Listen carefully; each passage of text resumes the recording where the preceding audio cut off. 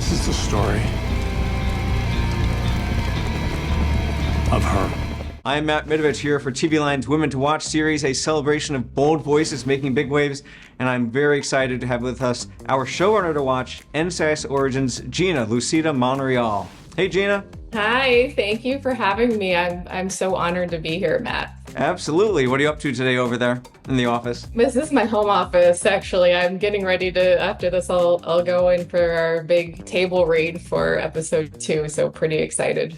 Gina, how did your first experience writing for TV, ABC's Brothers and Sisters, how did that upend or confirm your expectations of this job? Well, that job was really a dream come true. I have a theater background, so I really consider myself a character writer, and a show like Brothers and Sisters was truly in my wheelhouse. Oh my God, it was just such a thrill to work on. I never dreamed that I would be able to write dialogue for Sally Field. I had to pinch myself. I couldn't believe I was there. So moving to NCIS after that was really quite a departure for me, but one that ended up pretty good in the end, I guess. The first NCIS episode that you wrote was season 9's Engaged. Oh, come on, Tony, a bucket list? Hey!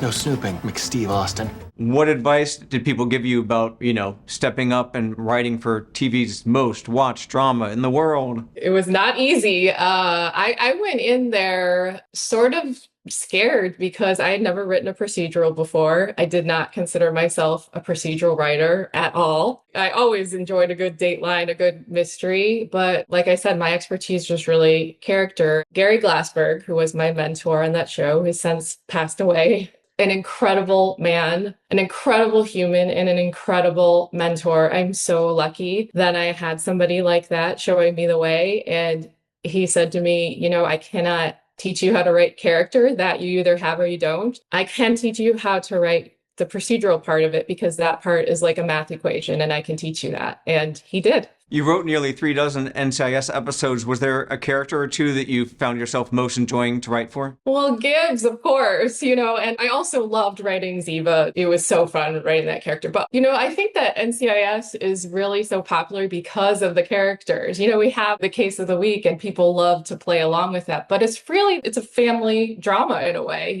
it's a workplace family. The Tony and Ziva stuff, Abby was always so fun. But in my heart of hearts, I loved writing Gibbs. I was able to forge a really special relationship with Mark Harmon over the 10 years I was there. And when I left, it was difficult. It was like leaving family, not only Mark, but everybody there.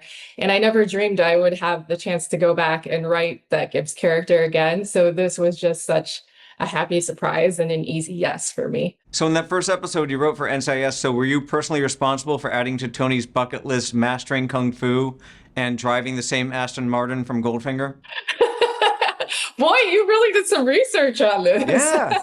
I love it. Ride a Ferris wheel naked? Actually, I've already done that. I should cross that off. Do you have a pen?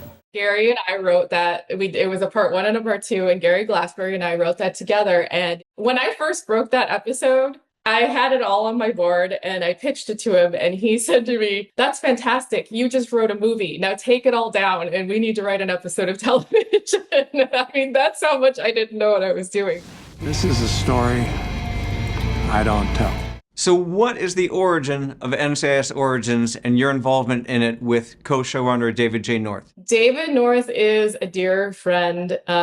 We wrote together on the mothership NCIS. After I left there, he became the showrunner of that show. And I left to do other things. I just had other stories that I wanted to tell. I wanted to try streaming. I wanted to develop, and I was able to do those things. And then David called me one day and said, Mark Harmon and his son, Sean Harmon, have this idea for a prequel, takes place in the 90s, The Young Gibbs. Would you consider doing this with me? And I mean, how do you say no to that? But of course, I said yes. Now, co-showrunner situations aren't terribly unusual. How would you describe the division of responsibilities, of duties, at least in your situation? This has been a great learning experience for me. And I realized that for me, having that other person that I can talk to about everything with the show is so important. I don't know that I would want to do it by myself after seeing exactly what all is entailed and how much of your heart and soul and life you put into this. David and I work hand in hand in the writer's room, in editing, on set. We divide and conquer however we can. And we're so lucky that we get along so well and that we see story in the same way. But as you went along, did you take turns like gut checking each other? Like, hey, remember, like he's never mentioned this Lala person before. Oh, yes. We have to maintain a reason for why that is. Of course. Yes, of course. And sticking to canon is a very interesting challenge. And it's a challenge indeed. It's one that we talk about all the time in the room. We're constantly fact checking. We a lot of times run into places where canon disagrees with itself.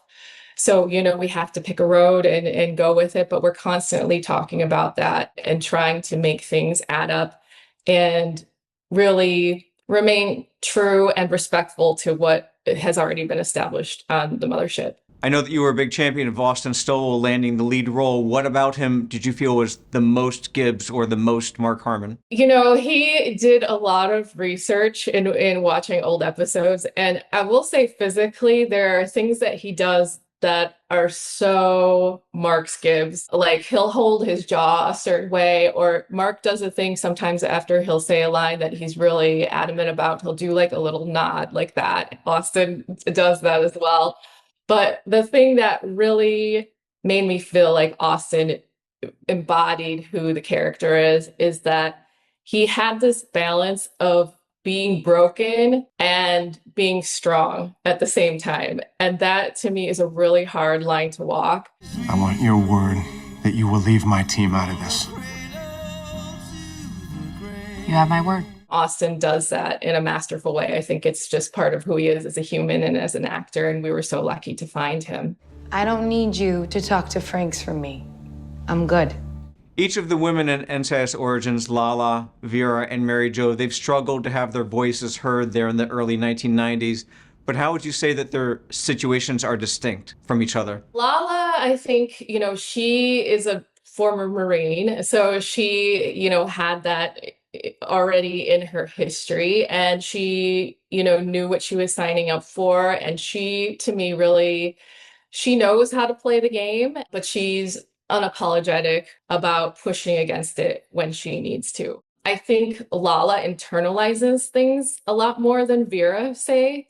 Vera is loud and she's brassy, and if things aren't right, she'll just come out and say it, I think, which is part of the reason why she couldn't have a working relationship with Franks.